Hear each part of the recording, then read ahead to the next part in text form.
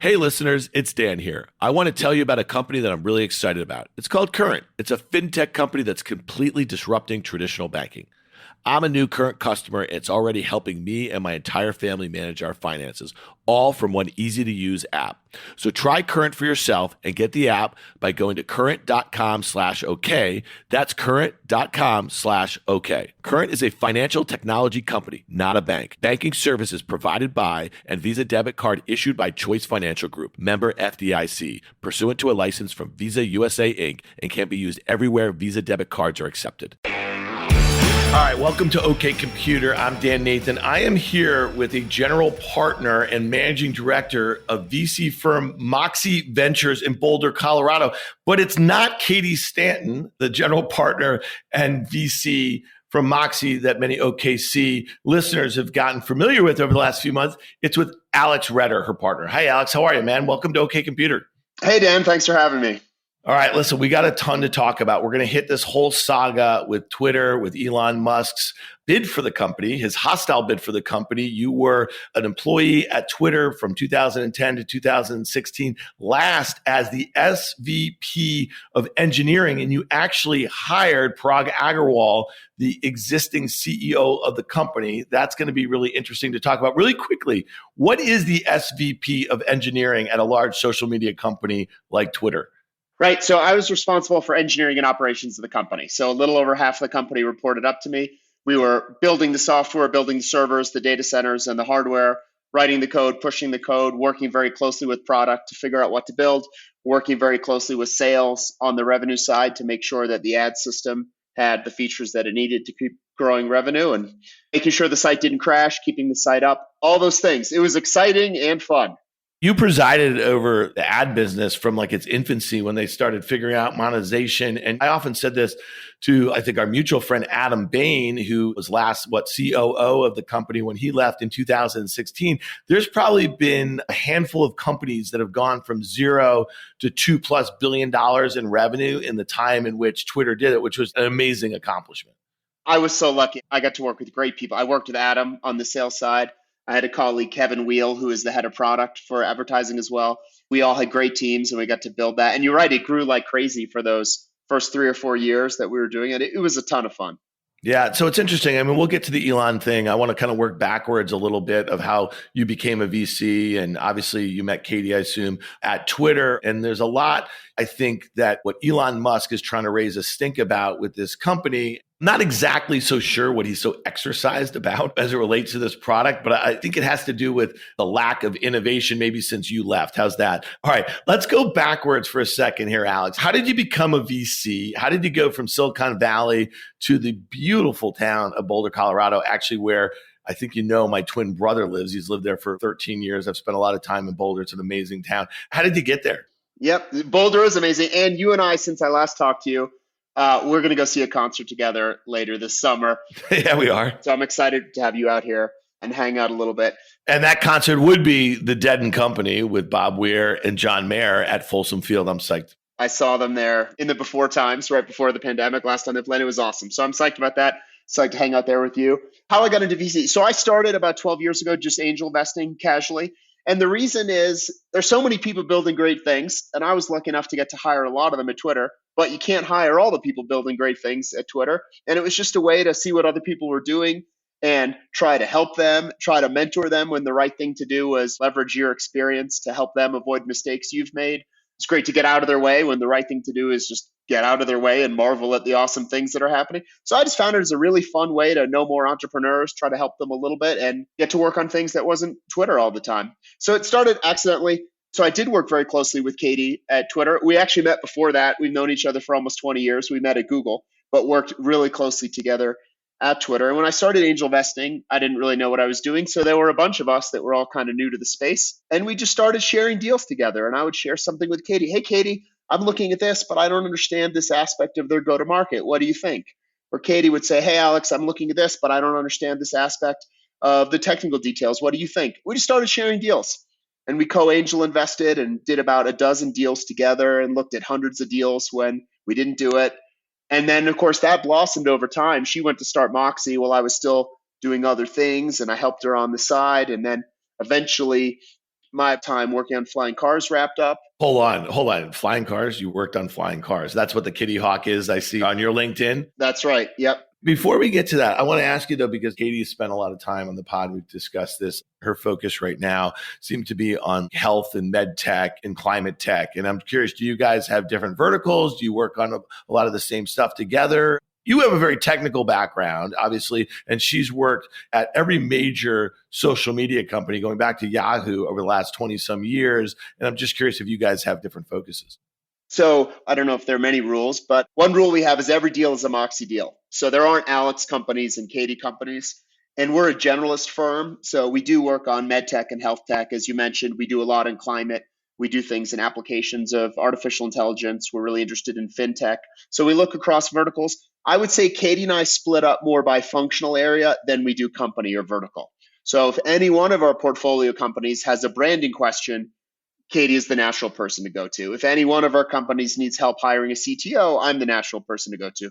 But we both work on all the companies together. And I really like that, actually. I like that I get to work across the portfolio. Katie does too. We're not competing with each other to see who brings in the hottest deals. It's very collaborative. That's one of the benefits, honestly, of having known someone for 20 years, having worked with them for 10 years, and having invested with them as co-angels for 10 years. We know where we stand and how we work together.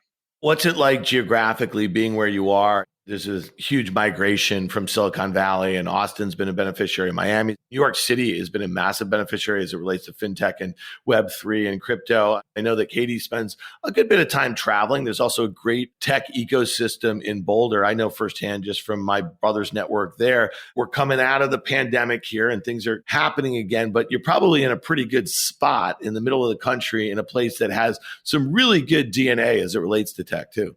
It's great. It's a 2-hour flight to the West Coast. It's only 4 hours to New York. We're in Mountain Time, so it's easy. You're not really too far away from either coast.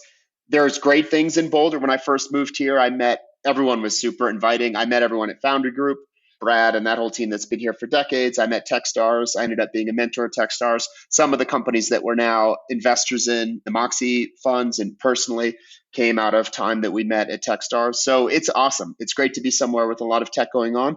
And as you mentioned, the whole world is so dispersed now. You don't really need to be on Sand Hill Road the way you really had to be, call it 20 years ago, to be a VC. No doubt about that. It seems like everyone is so down on San Francisco in general and the Valley. And it kind of feels like Zoom stock relative to, let's say, Apple stock. Apple stock is only down 6% from an all-time high and Zoom's down like 70%. And the sentiment couldn't be worse. People are just come in and they sell Zoom every day and they keep bidding up Apple. And Apple feels like it's that new shiny thing. I feel like San Francisco and the Valley in general is going to have a massive snapback at some point. I don't mean that people like you and Katie are going to go back there. I just feel like the DNA as it relates to tech, I just use that expression as it relates to Boulder. And I really feel that maybe it's as far as entrepreneurship, but it's the combination of entrepreneurship. It's a combination of just investment companies that are there. And then the network effects that have just been created, right, for the last 50 years or so. So I think Silicon Valley is always going to be the Silicon Valley. Everyone in the world tries to copy it. It's worked to varying extents, but there's no second Silicon Valley. It's still going to be the epicenter. Talent's universally distributed, but opportunity is not. So the idea that you don't have to live in Palo Alto where no one can afford to live anyway, just to get funding for your startup, I think that's a really good thing. I think just what we're seeing is with a lot of change, a lot of the change is positive, but along the way, there's an overcorrection. I mean, think about the global financial collapse and the collapse of the housing market. It was good that we got away from everyone being able to get a $10 million mortgage when they had no job. That was good. In the process, we overcorrected a little bit, and even very reasonable candidates couldn't get mortgages for a while. But we got back to closer to what the steady state was. I think you're going to see that with Silicon Valley. Silicon Valley is not over, but at the same time, it's really good that the world is more distributed now away from it. Yeah, no doubt. All right. Here, this is what we call in my business a segue. So people often ask me what's like one of the most interesting books you read on entrepreneurship. And I often refer to The Wright Brothers by David McCullough. Have you read that book? Been a while, but I have read that. It's an absolutely amazing book. Like when you think about when these guys, what they were doing, the tools they were working with, and what they knew about the industry that they were trying to ultimately break into, it wasn't even like an industry. It's pretty fascinating to me. I have actually read that twice. I listened to it once, and David McCullough was actually the voiceover for many of Ken Burns' amazing documentaries. So I would say if you read that book, go back and listen to it too. The segue here is Kitty Hawk. All right, what was Kitty Hawk? You worked there for a few years after Twitter before you became VC. That's right. I worked there a few years. So I should say when I quit Twitter, I was just ready to be done with Twitter. It was great and educational and awesome, but 6 years of that place is 25 years anywhere else. So I just wanted a break. I had no idea what I was going to do. I started looking around. I was actually poking around with some side projects in AI for cancer detection and hanging out with my kids and doing all kinds of fun things. But anyways, I have a background in aviation. I'm a pilot. I love flying. Maybe the best way to think about that is I think when you're 7 years old, everybody loves airplanes and rockets, and then you grow out of it. And I just never got the memo. I forgot to grow out of it. So to this day, my wife will yell at me if we're driving down the road and I hear jet noise. I'll look out the window and she has to scream at me to pay attention to the road. She has a valid point. I love that stuff. And these things are flying computers, basically. And obviously, I worked on computers for a long time. So I had an opportunity to come and join what's basically a flying computer company, an eVTOL company. And I just thought that was too cool to pass up. I figured this is probably an extremely challenging business. I don't know how it's going to go, but I'm going to learn a ton. I'm going to have fun. I'm sure I'm going to get to work with great people because I met a bunch of them in the interview process and they're awesome. And there's no way if I get to the end of my life and look back on my life, I'm going to think to myself, wow, I wish I hadn't worked on electric flying cars. All those hypotheses played out. It was awesome and I learned a lot. And it also is a very challenging business. So the idea is, what if people could get around in a carbon-free way, in a way that saves them time? Being in traffic is terrible. Time is the one thing that we all run out of. You could be below the poverty line. You could be the world's richest person. You're still going to run out of time. And what if we could get around more safely in a quieter way and without carbon emissions and just zoom from point to point up in the sky where there are essentially almost an infinite number of lanes because you're having a whole extra dimension? That was the idea. So that's what we were working on. We made a ton of progress. How far away are we? I know there was a company, I can't remember who it was, but I saw that went public maybe via SPAC, maybe a year or two ago. And I remember they actually did a demo, or at least they had one of the vehicles out of the New York Stock Exchange. And to a lot of people like me, it just seems like Jetsons sort of stuff. And how far away are we from that being a reality? People ask me that a lot. It's very hard to predict. I think we're further than some of those companies want you to believe, to be honest. The other thing that I think the general public doesn't know is you'd think, oh, I saw a flying prototype, we're almost there. But actually, you're probably only 5 to 10% of the way there between a flying one-off prototype that under a controlled environment, a test pilot can fly versus something that in scale is fully approved by the federal regulators, because aviation is federally regulated, local regulators, right? Traffic and noise and landing on rooftops, that's all local regulation. To get all of that approved by these vehicles going at scale, flying over people's heads every day, that's a lot further away than a demonstration vehicle. So I think, unfortunately, it's going to be a while. That said, they are really cool. And when they're here and when you can go from Kennedy Airport to downtown Manhattan in maybe 10 or 15 minutes with no traffic, so you can predict the time every time without burning any carbon, safely and quickly and cheaply, that's going to be incredible. All right, two questions on that. My first question was a dumb one. It's the one that everyone asks you, but is the path for wide use of those vehicles, is it autonomy? Because is the idea of human error would just be far too great. And so that's one of the reasons why it's going to take so long, because we have to get to that level before federal regulators are going to let thousands of these things in the air crossing all over the place. So in the long term, it's autonomy for sure. It will be safer and more economical to take the pilot out of the vehicle. That said, think about cars. Relatively easy today to build something that works autonomously most of the time, but to get something that's so good that you can actually take the person and the steering wheel out of the car and get the public to accept it, even if the data shows it is safe, that's really, really challenging. So the first version of these things, probably the second version too, will all be piloted by a person. And you can make the economics of that work. If you have 4 or 5 passengers in the back, you can make the economics of that work. But over the long term, they'll be autonomous and they'll be even more affordable still as you take the pilot out. Initially, commercial use for the most part, it's going to be for public transportation. It'll be rideshare. Yep. So instead of calling an Uber or a Lyft, You call essentially a flying version of one of those things that's fully electric. You climb in it, it takes off, takes you to where you want to go, and drop you off. And you need to pool the seats, of course, because they're not very economical when there's only one person sitting in the back. Fair enough. All right. So I don't want to really bury the lead here. I want to talk about your time at Twitter because it's pretty fascinating. You just explained that when you left in 2016, you were the SVP of engineering. Big job there, right? That was part of the executive committee. And it's interesting that a lot of people that I know from Twitter left around the same time. So you guys went through this period of hyper growth, and then you went through this period, and this is, we're going to get to this Elon hostile bid for the company right now and try to peel back a layer or two and try to figure out what does he see as this great opportunity to buy this company, if you will. But I think a lot of people who had done most of the heavy lifting in that period up until your IPO in 2013 and the years into the 2016 campaign, I take issue with this notion that Elon, or a lot of people have used this expression, that's the de facto town square. When you think about how many actual people use it here in America, for all intents and purposes, it's not particularly large. There's a lot of people that from my kids' age and down, they don't use it now and they may never. And then people from slightly older than us, let's call it in their late 50s or 60s, who will never use it unless you are in sports journalism,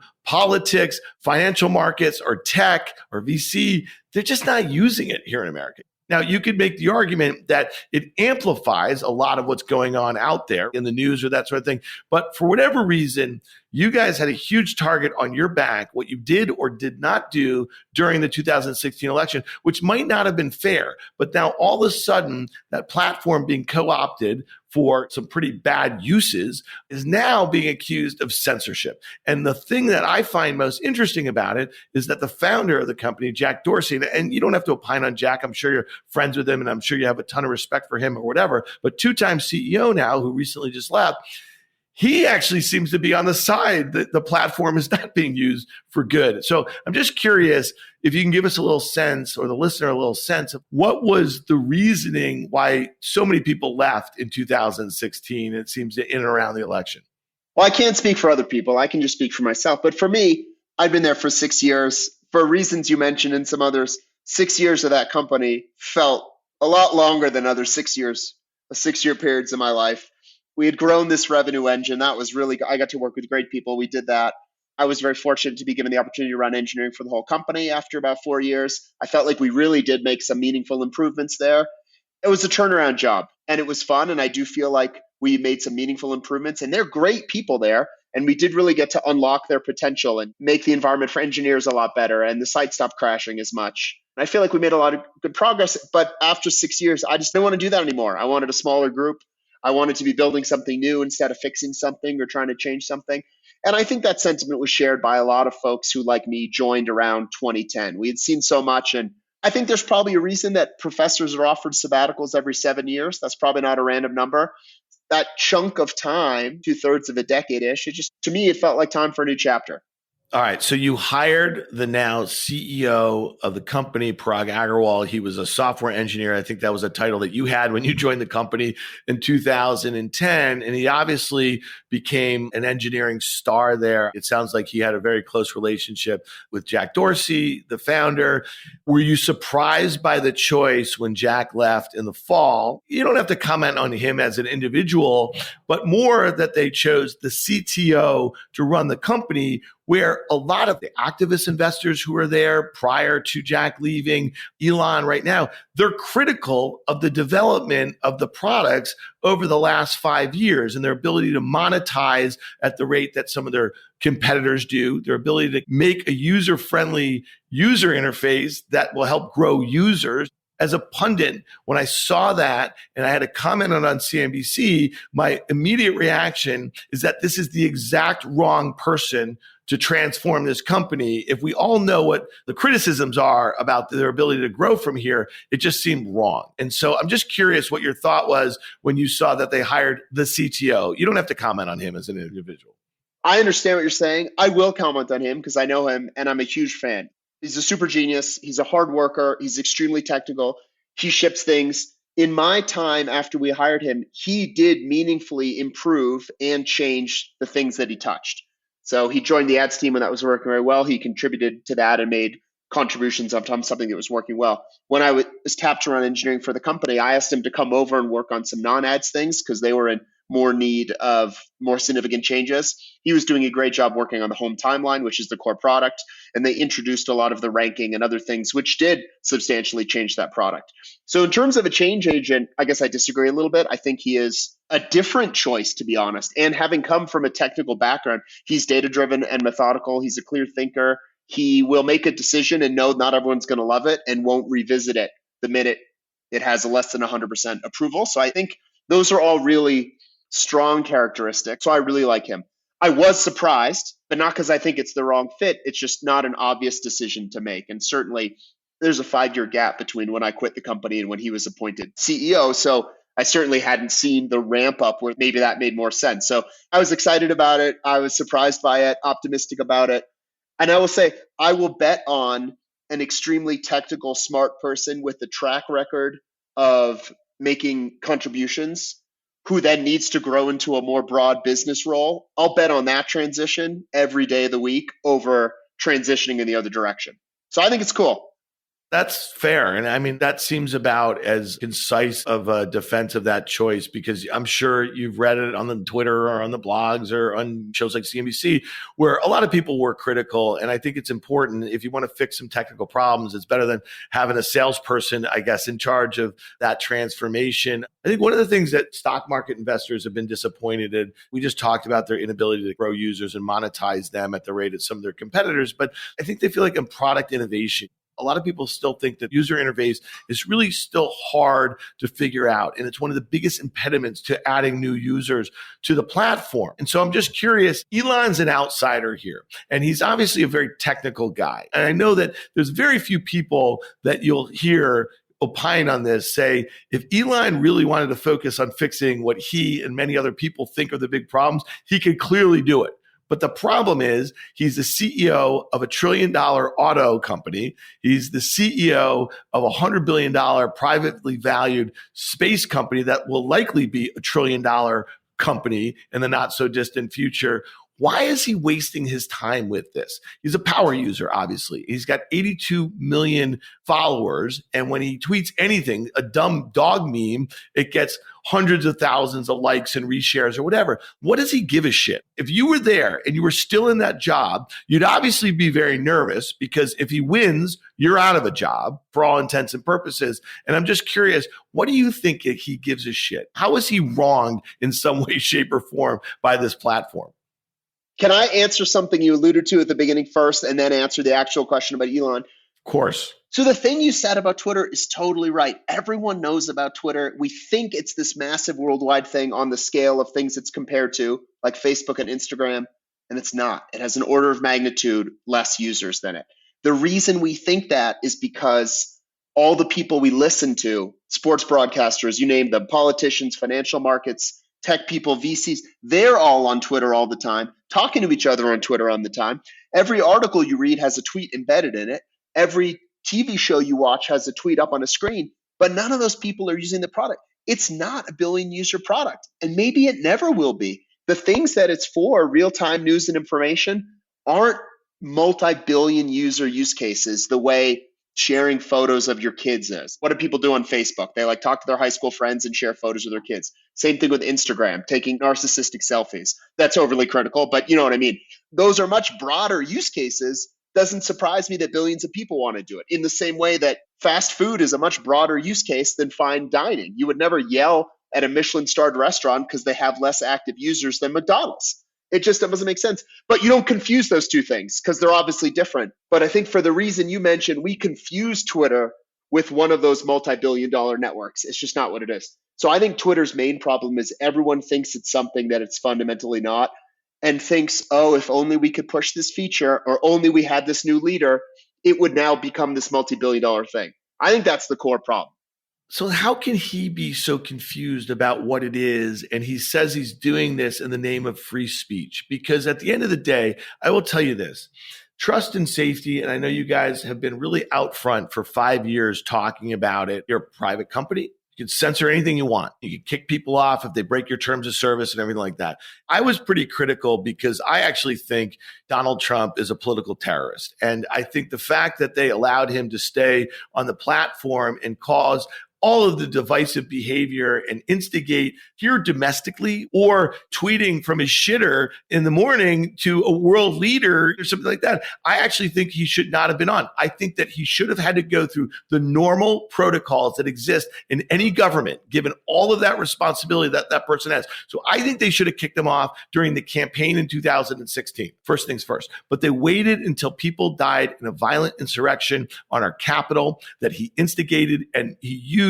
the de facto town square, as I'm saying in air quotes right here. What he really used was a bullhorn to get both sides really crazy. And I think that was a huge mistake. So what sort of bug is up Elon's ass that he thinks that they are censoring because they kicked off Donald Trump off the platform? I don't get it, man. So to me, I think it's a broken platform if this is what the debate's about. Look, for anyone that thinks Twitter censors too much, there are a ton of people that think Twitter does not censor and allows all, not just the political stuff, but straight up trolling and violent threats, and all that stuff has been allowed for a long time. Elon said, oh, this isn't about the money, which obviously it's clearly not about the money. That guy has so much money. It doesn't matter if his Twitter stake 20x's or goes to zero. It just makes no difference. He's still got hundreds of billions of dollars. So that part I agree with. He said it's not about the money. It's about the future of democracy or something like that, the future of civilization. That's crazy to me. I think that's falling into the trap that we talked about before. The fact of the matter is, we think Twitter matters so much. Twitter could go away tomorrow, or it could magically transform into this Facebook scale thing with no spam and abuse. It probably doesn't affect the future of democracy either way.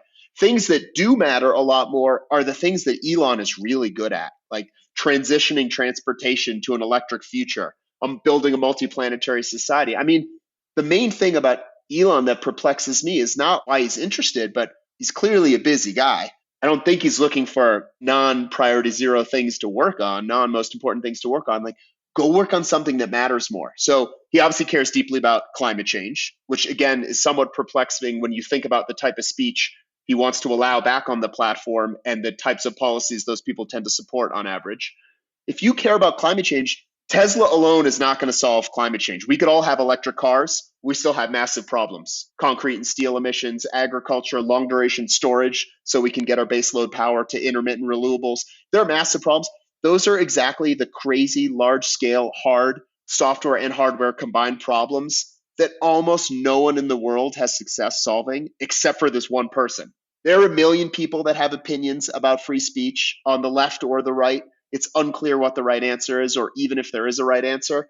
But I don't think Elon's going to make a meaningful contribution to that either way. Whereas, imagine if he spent $34 billion on long duration energy storage. He could change the world in a meaningful way and change the trajectory of society the way he's done with Tesla and the adoption of the electric automobile. Go do that.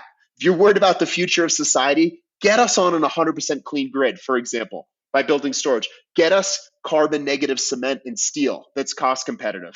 Get us carbon-free aviation, something like that. I just think that's such a better use of that man's unique talents instead of getting in the food fight that is Twitter. It just doesn't matter.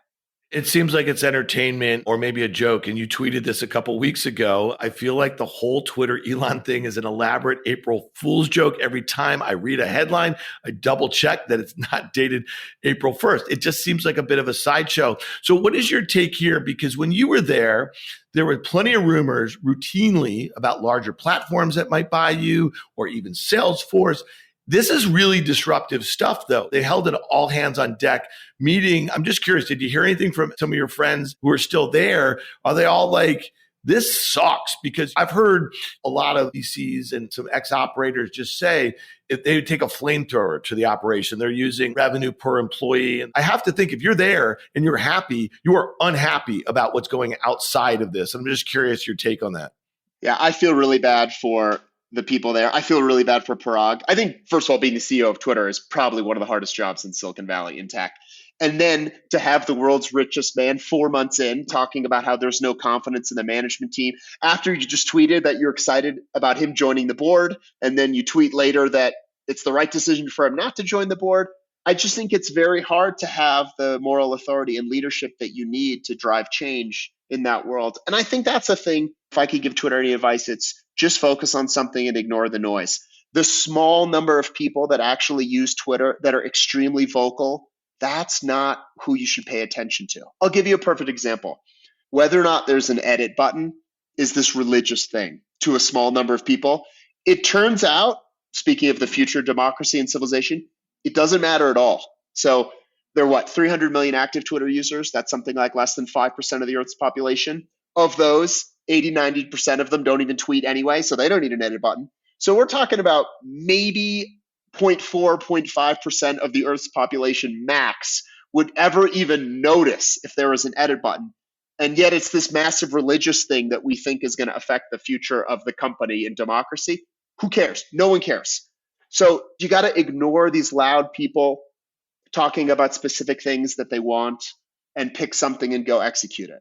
I'm more in the hot take business when I'm in my seat on CNBC, and it's really about how is the market going to react? How are investors going to think about it? On a couple of occasions, this is a company I've followed very closely for a long time. And I think I understand the product really well, and I understand why the limitations to its potential growth. But in the last couple of weeks, I've made this comment a couple of times that Elon's almost punching down. And I've made that this is a very weak board. And I don't mean that like they're weak individuals or have bad character or anything like that, but they're a weak board. They've already been pushed around a lot by activists, okay? And then when I look at this management, without being founder-led, just from a stock market investor perspective, I think it's a weak management, given what they're tasked to do right now. So I've said that on a couple of occasions, and he knew he could push them around. And he probably played some games. This was a guy who was tweeting out memes of Parag in a Stalin uniform. This was in December. So I just think that he's got an axe to grind. We don't really know what his jam is right here. I think that he probably goes away is my guess. I think the stock ends up going lower. I think the board turns over a bit. I think Parag is out within a year, sadly, even if you thought he was the right guy. And I think the stock's lower. And that's the sad part. And then I think the morale really sucks. So they're going to have probably a brain drain, or it's probably going on right now. I'm just curious how you think this thing shakes out, if you have any view about it. Does Elon say, yeah, it's probably more important trying to figure out how to get rockets to Mars and people back from there and fix the electric grid and do all these sorts of things? Just curious your quick take on that. Well, I hope you're wrong, first of all. I know a lot of people there, and they're really smart, excellent people. It's a hard environment to do your best work. Having a lot of change. It does seem to be this company that has the expectations put on of it, like a company that's much bigger and much more influential than it actually is. I think historically they have struggled with focus and decisiveness and simplicity. All this extra noise makes all of that harder for the reason that you mentioned. It seems like the board is going to reject. I think the deadline is tomorrow. They're clearly going to reject that from every signal we've seen. After that, I can't imagine a PE firm coming in to buy it. It's also, Elon also has a track record of saying he's secured funding for taking Tesla private at one point. And then where did that go? $120 million fine later. Seems like we're still up to this sort of behavior. I guess at that level of wealth, $20 million is how you and I think of a nickel or something. So it doesn't matter. My suspicion is it goes away. Either the financing doesn't materialize or decides to go work on something else. My sincere hope, as I mentioned, is he's probably the most uniquely talented entrepreneur on the planet. Please go work on something more important. SpaceX, Tesla, they obviously have more to do. There are many other problems in the areas he cares about, both fixing the planet and making an interplanetary species. There are many other problems that need to be solved. Please go work on those. I think he can be so uniquely additive there. I hope he goes back to that. Well, I love your take on it. One thing that I always thought was really interesting, I think you absolutely nailed it, and I've said this for years, is that Twitter's killer app is real-time search. And when you think about some of the largest platforms, the biggest search platform, which is Google, they don't have social. Yeah, YouTube feels kind of social now, but they've tried things in the past. And I've long thought that Twitter would be an amazing feature in the Alphabet suite of products, and it could quickly be a billion user sort of product. And there's a lot of commercial applications I could see for it. And, with $5 billion in revenues, I don't see it as one of those things where, okay, I get what the Justice Department would say if you have Google, the 1,000-pound gorilla. It really feels like this product should be a feature on a larger platform. Again, I don't think regulators let that happen, or they should merge with Snap, and Evan Spiegel could run the company with a Parag who is, it sounds like you think, a genius. I think there's some strategic outcomes that could make a ton of sense for this product. One thing that you hit on, I think that's 100% right, maybe in my own words, is This is a tautology. Twitter is at its best when it's doing the thing it's best at. Real-time search is an example of that. Breaking news is an example of that. I'll give you an example. The other day, there was a forest fire a half mile from my house, and I needed to know if we needed to evacuate. The place to go for that is Twitter. There's no other place on the planet where I can get that information in that moment. There are a lot of use cases like that, but they're not multi-billion person active use cases. It's amazing at something, but that something is not going to make it Facebook scale. So whether or not that means it shouldn't be an independent company or should merge, who knows? Someone will figure that out. But I think where they get distracted is they listen to all the noise. Everyone and his brother has an idea, 10 ideas for how Twitter can be bigger than Facebook. Depending on what month it is, it's, oh, good, we're saved. A new CEO with their new idea. Oh, good, we're saved. Elon with a new idea. Oh, good, we're saved. A founder returning. Oh, good, we're saved. A founder getting kicked out. There's no one person with an idea that's going to make this. Honestly, that would have happened already. A lot of smart people have been thinking about this and trying things. And Twitter runs a lot of experiments. I think it's a fiction to say that they don't do anything, they never ship anything. They run a ton of experiments. I mean, when I was there, we literally ran out of traffic to run all the experiments we wanted to run simultaneously. So we had to build a system just to deal with that. So if there were a single thing that you could turn this magically into the next trillion-dollar company, it would have happened already. And I think that's where they fall down. Listen, Alex, I really appreciate that. And I think, the fact that you haven't been there in 5 years and you really have your finger on the pulse of what the opportunity set is for this company and really the potential for an outsider coming in who's just obsessed with the product, kind of feels, scorned in some way, shape, or form. It doesn't seem that's the best possible outcome for existing shareholders, for the existing management, for employees there, and probably for the users, to your point about some of the things that power users are obsessed about. And the other thing I think is this whole censorship and freedom of speech thing. I think it's a lark. I think it's a sideshow. I think they're just using it as an example. So listen, I really appreciate you coming on OK Computer. I hope you come back, man. I'd love to do it with you and Katie more frequently. And I can't wait. I've really enjoyed hearing from Katie about founders that you guys are backing with Moxie and the way you're working with them and the verticals that you guys are focused on and obviously the geography where you are. So I can't wait to get out there. We're going to see the Dead & Co. at Folsom in Boulder in June, man. And I hope you come back on OK Computer. This has been so fun. Dan, thanks for having me on today. First, I say to my former colleagues and people that joined since I left, I'm rooting for you. Don't listen to all the noise. Just go figure out what you need to do. Go do it. Look at the data and then iterate. Don't listen to everyone. Everyone has an opinion about Twitter. Just go do what you need to do. And second, I should say, thanks for having me. This was super fun. I'd love to come back on again. We are investing in a bunch of awesome, meaningful companies, trying to improve the world with really exceptional founders. I would love to talk about some of them.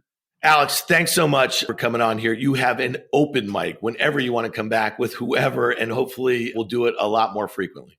I really enjoyed the conversation. Thank you for having me. And coming back sounds great. Let's do it. Hey guys, it's your favorite producer, Amanda here. Stick around because when we come back, Dan will be joined by Jarrod Dicker of the Churning Group. We'll get his take on Elon Musk's bid for Twitter. He'll share his experience working for the Washington Post after it was acquired by Jeff Bezos and how Web3 plays into this whole saga. So stay tuned. Hey, Dan. What up, guy? You're into this fintech. What's all this I'm hearing about Current? You're going to like this guy. Current is a fintech company that's completely disrupting traditional banking. Wait a second. Does that mean I don't have to drive to the bank anymore?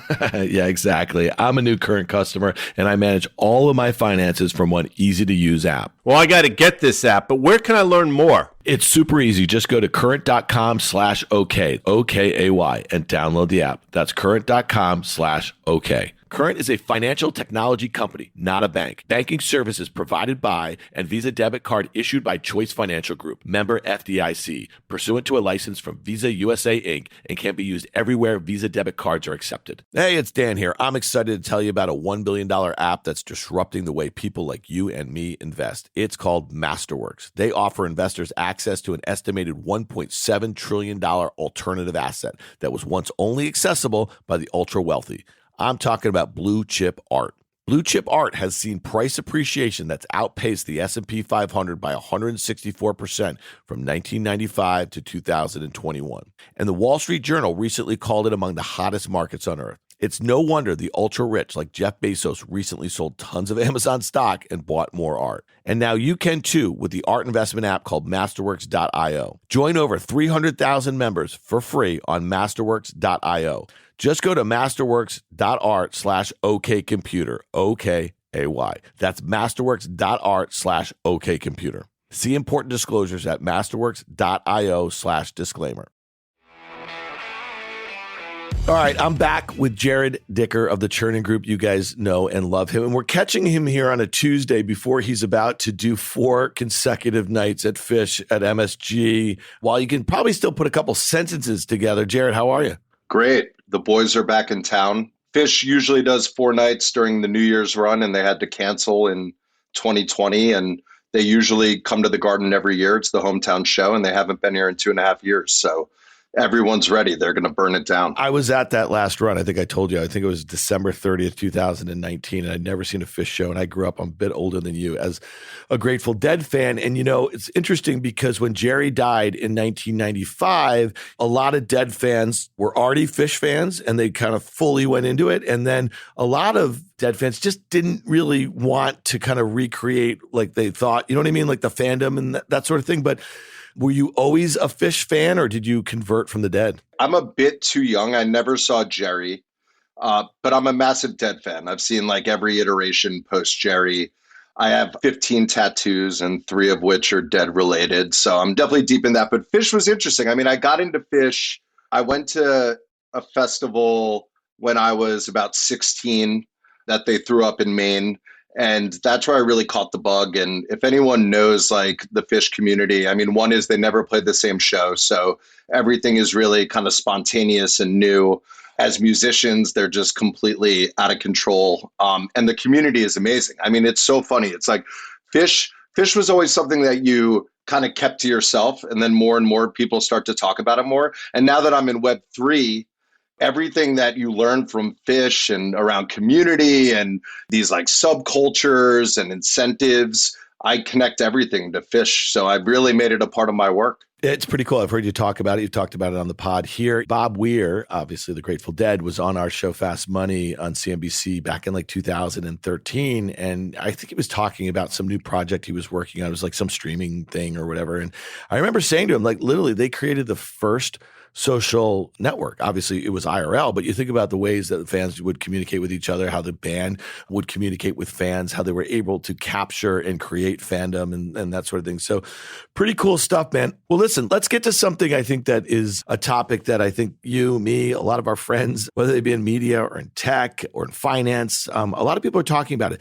I struggle to know if people outside of those industries care about Elon Musk's hostile bid for Twitter. So he made this, about a week and a half ago. He's doing it, I think, because he cares about free speech, supposedly. I think he feels like he's been unfairly treated by his 82 million followers on Twitter in some way, shape, or form. I don't know. I'm just curious because going back to your time, you worked at the Washington Post on 2 occasions over the last 7 years. And I'd love for you to tell the listener a little bit about what you were doing at the Washington Post and what was it like working for a very old news publication that had recently been acquired by, at the time, I think probably the richest man in the world, Jeff Bezos, the founder and CEO of Amazon.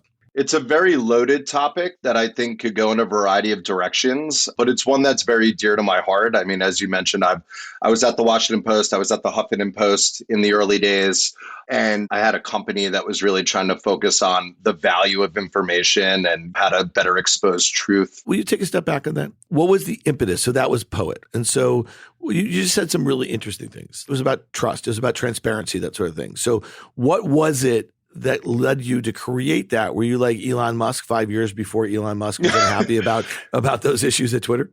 I'd say like the path to really finding that it was an important problem to solve kind of was an evolution of my career. Like early days at the Huffington Post, we were a blog that then all of a sudden became one of the largest trafficked news sources on the internet, eventually selling to AOL.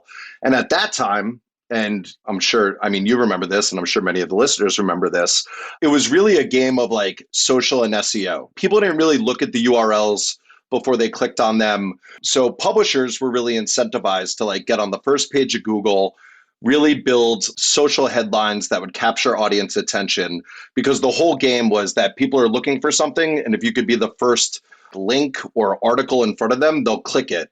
And very quickly, mainly by way of the Trump era in news, that changed. All of a sudden, that game of being able to win in SEO and being able to win in search and social, regardless of, the publication you were, whether you were the New York Times or Elite Daily, immediately shifted. And all of a sudden, it became incredibly important for people to know the platform that they were reading content on and the reputation of that platform, because, it was kind of this era of fake news. And granted, this was probably around and definitely around for decades and a long time. But when people started to consume more information on social networks like Twitter and Facebook versus going directly to, a newspaper site or a source, it started to become a way more widespread, larger discussed problem. And the Post and the Times and, the Wall Street Journal and a lot of credible journalism institutions really took advantage of that. All of a sudden, these digital media companies like BuzzFeed and HuffPost that were totally eating their lunch, now all of a sudden weren't as valuable because they didn't have this rich history of reporting and ethics and managing editors that were basically praised, within the industry, like a Marty Baron or a Dean Beckwith. So that's where kind of it started to become very obvious to me that we were entering a new terrain, and that being able to have the value and reputation of being journalistic institutions was actually a great business. Now, I went down the rabbit hole even further because as the Trump administration continued going through, there were two major headwinds that were happening in the news business. One major one was this notion of fake news and deepfakes, that the information that you were consuming may not be what you presume it to be, right? It may be a deepfake, i.e. those videos we used to watch of Obama saying something that looked and felt and was Obama and had the CNN logo, but found out that it was kind of manipulated, or kind of all this other propaganda type information being out there. And what was fascinating in that regard was that even though it was an article from the Washington Post or the New York Times or the Wall Street Journal, as much as there's many people that believe that that's credible and understand the ethics that go behind that reporting, there's equally a number of people that don't believe it, that believe that there is an agenda, that haven't gone deep on understanding how articles come about, how stories come about.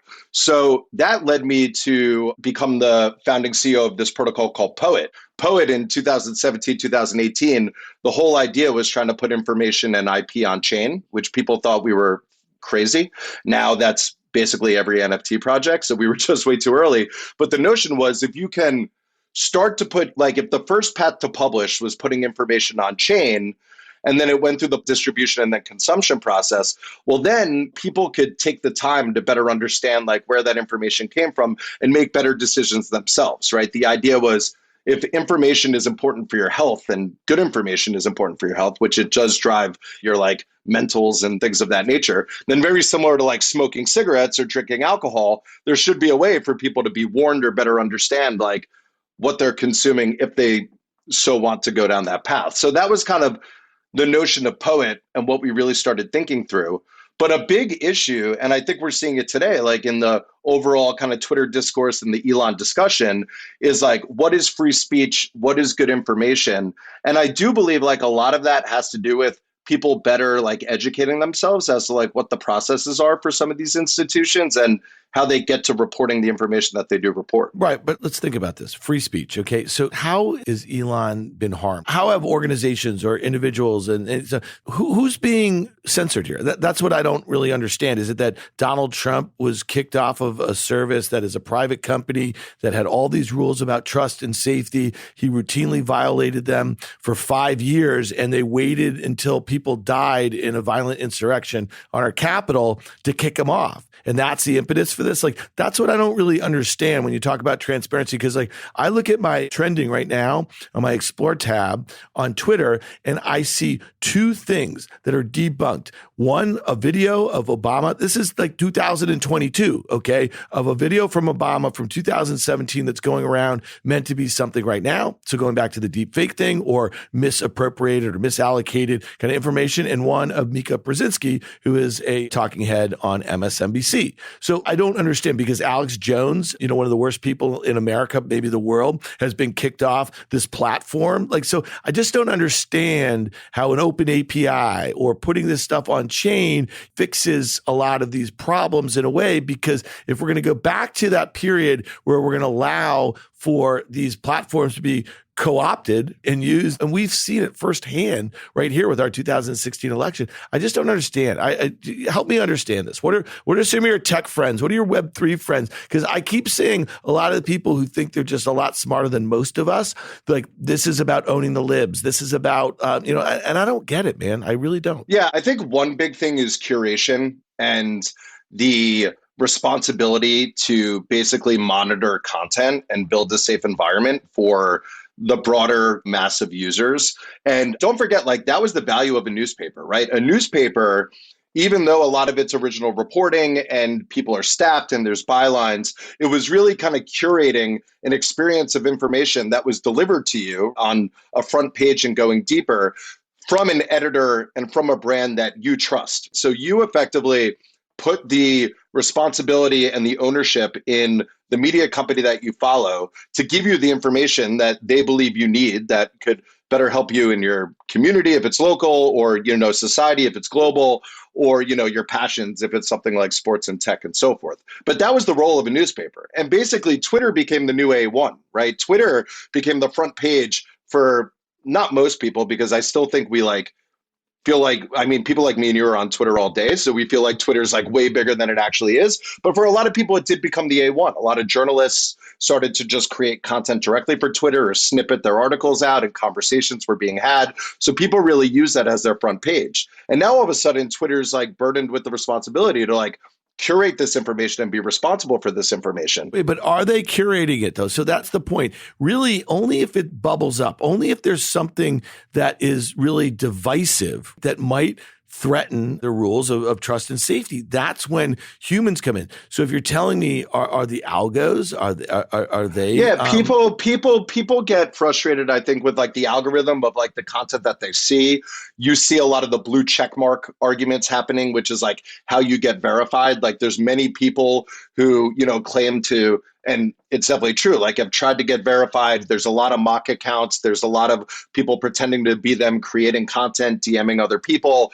And, Twitter hasn't given them access to a verified badge. So I do think that it's a difficult position for Twitter to be in, because while I believe, yes, there is the ability to create openly. And I think I don't know this for a fact, but I feel there's very little censorship that's happening on Twitter right now. I know the porn community is out there. You have the right, you have the left, you have everyone kind of creating what they want to create. But I do think it's when people start to see their own reputation or identity or liberties kind of being pushed up against, where they have frustrations, better understanding the verified process, which is one of the things that Elon was saying. If you pay for Twitter, then you should be verified, because there's a way to make that stuff more verifiable. But we've seen, we saw how crazy 4chan became. We saw Reddit, which was meant to be open, and, open communities and conversations we had have to really crack down, because there's things that really kind of went against the terms and service and started to become a lot more volatile. And then we're seeing that with Twitter as well. Now, I do think you constantly see conversations around we should create a decentralized Twitter, or when is that going to come, and when are conversations going to be had? People very quickly forget that unless their friends are there, or unless there's an audience, they really don't want to spend time. So I feel the articulation of what's really wanted and what's missing is not very clear. And thus we keep batting ourselves back and forth. Now, the other big news topic tied to this is the New York Times came out a couple of weeks ago, basically in, so many words, taking a stance on how journalists should use Twitter. And, there was the new, I don't know the role exactly of the person coming into CNN. I don't know if they're running CNN or elsewise, but they tweeted out today that basically they're going to be going off of Twitter. So I do think that there is kind of a batting back and forth of different POVs as to how it should be used, especially from the journalism side and the content consumption side. But I don't think it's articulated enough where people deeply understand what exactly should be done. There's just complaints. So going back to when Bezos bought the Washington Post and Mark Benioff, CEO, founder of Salesforce, bought Time, there was a lot of criticism from the right, basically saying that all of these perceived kind of lefty billionaire tech people are buying up kind of the means of communication or information or anything like that. So what was your experience at the Washington Post there? How involved was Bezos? Were the editors routinely talking to him? Was there anything, that you could see that there was any bias being worked in from whatever his worldview was, whether it relates to running one of the largest companies in the world and $500 million in revenue a year and fighting union issues? There's a lot of stuff to unpack there. Yeah, totally. So one, absolutely not. I feel like that's kind of what I was getting at with the education of the ethics of kind of how things work. So the way that a newsroom is traditionally managed is there's like a managing editor who effectively is like a de facto CEO of their own right. Like there's like certain things set up as to like how information and content goes up the chain, what gets approved, how it gets published, that, are viewed and edited, by those people only. So there's no outside influence. There aren't like conversations being had. It's just not structured and set up that way because it completely goes against kind of the value and the mission of what quality journalism should be. So basically, one great example of like how these parameters are really set, which is often misunderstood, is like the relationship between editorial, i.e. like news, and the opinion section. So a lot of newspapers, and this is a big argument, have an opinion section where they could bring on certain voices, certain like influencers, people with a point of view, usually opposing point of view, that kind of create on the site. And few know that they are literally separated within a newsroom. So there's a separate editor, right? There's a managing editor of opinions. There's a managing editor of kind of the news section. They work on different floors, quite literally, physically on different floors. So they don't brush elbows and don't talk to each other. They don't necessarily plan anything against each other so that nothing could be influenced. And that's how things are created. But what we ran into, especially like during the digital age, was that many opinion articles, like when they were shared on social, weren't very clear, right? You didn't necessarily know that this was like an op-ed from a certain writer, and this well with like CNBC. But we had to like change the way that like that metadata was structured and went through on social. Like we had to literally put the word perspective in front of like every single headline that came out of the opinion section to make it very clear for people that might not click through to the article and may just see a headline that this is actually in fact an opinion. So with all that being said, just to like more directly answer your question, like the Bezos acquisition, one personally for me, was like the reason I went to the Post. I think it was a great kind of like influence in terms of how we thought about tech, how we thought about building new businesses outside of the reputation of the newsroom.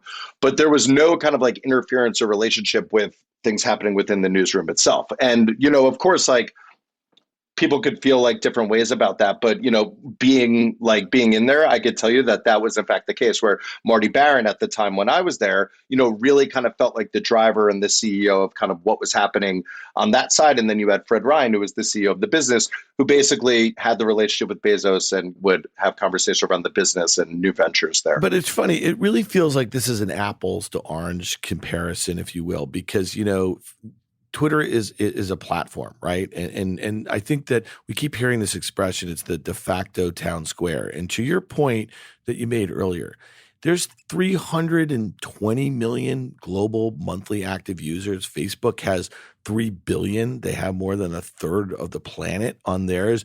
As far as Americans who log on and use it every day, we're talking about maybe tens of millions, but it's below 50 million. Most of them are outside the US.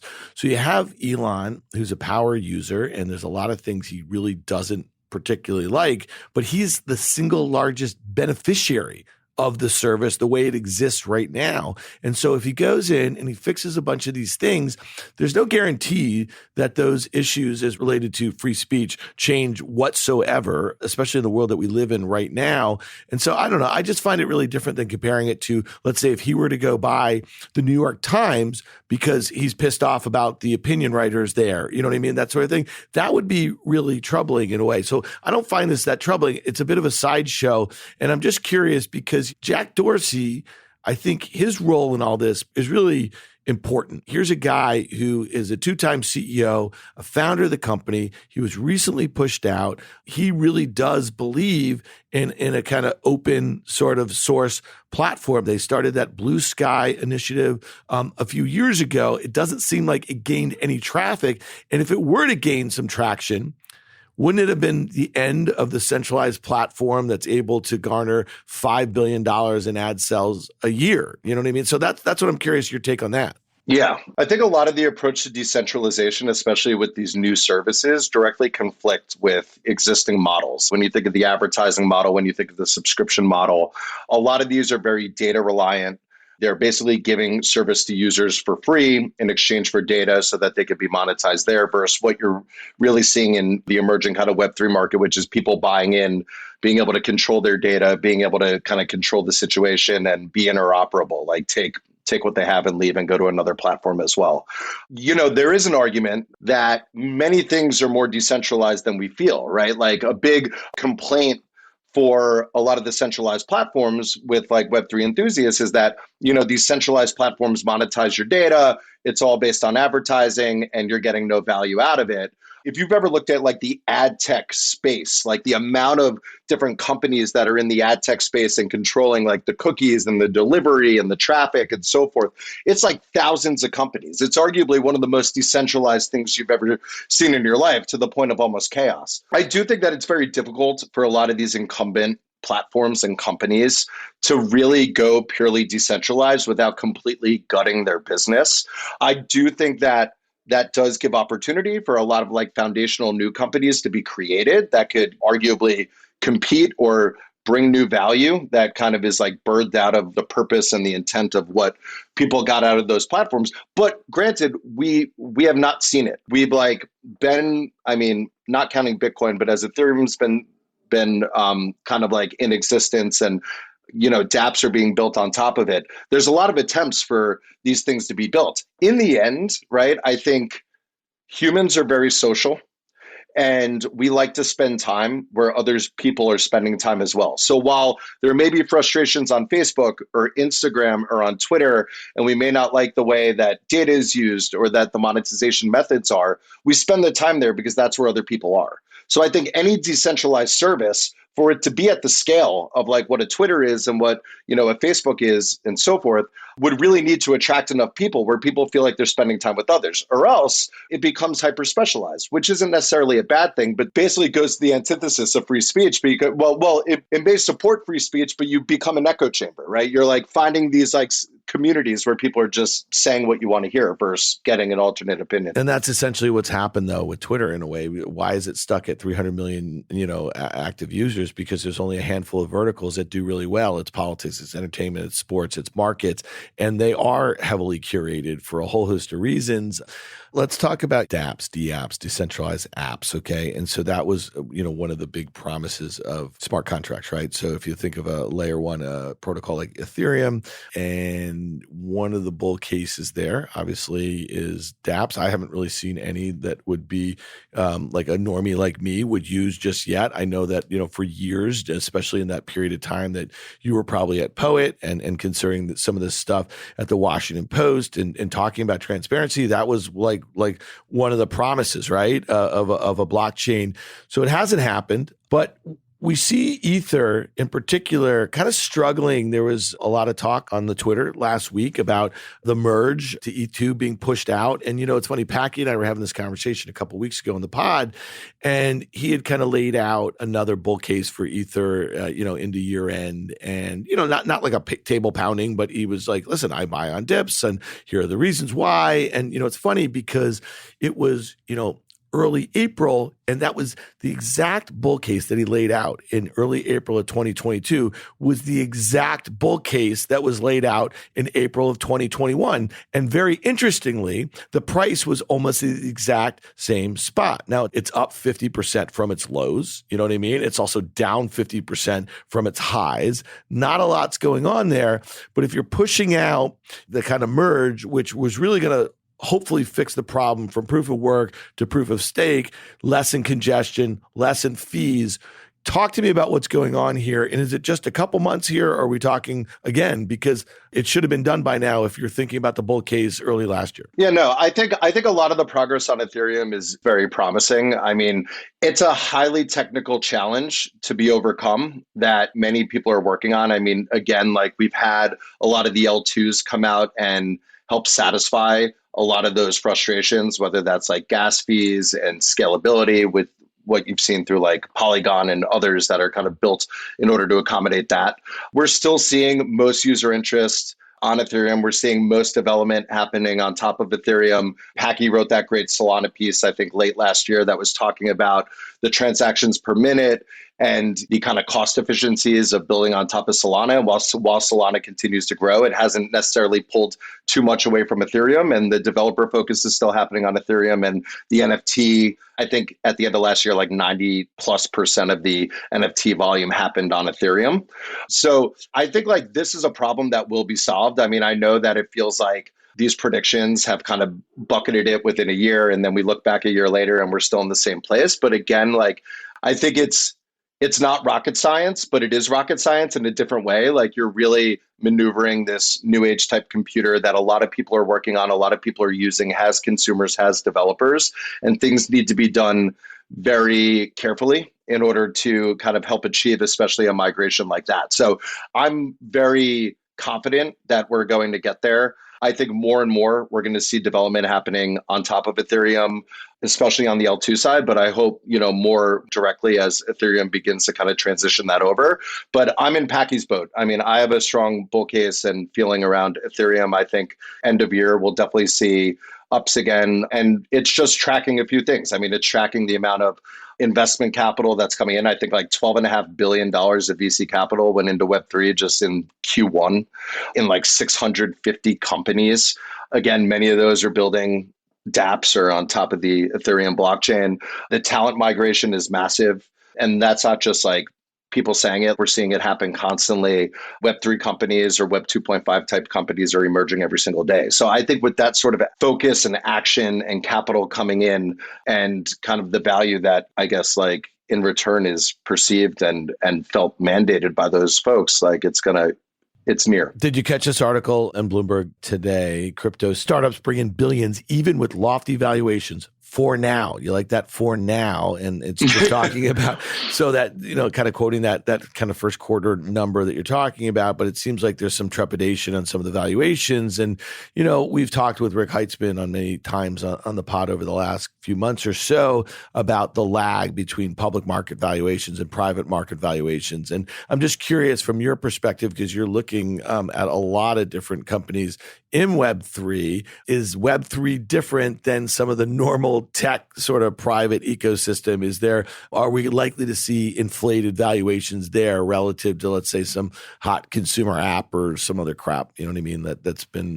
Web 2-ish. Yeah, I mean, for sure. I mean, in this space, speculation is outpacing product development. And you really feel that not for all companies, but for many companies, the promise of what's going to be built is really what you're investing in. And then that is being executed over a period of time. I'd say in the later stage type investments, which mind you is very new in Web3, like growth stage investing in Web3 is beyond a couple projects like a year, 2 years old max, but that's starting to accelerate.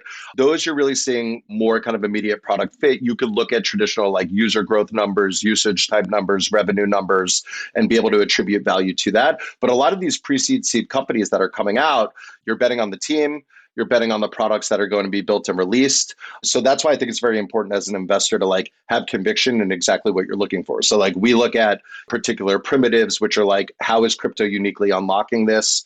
What do incentives start to look like?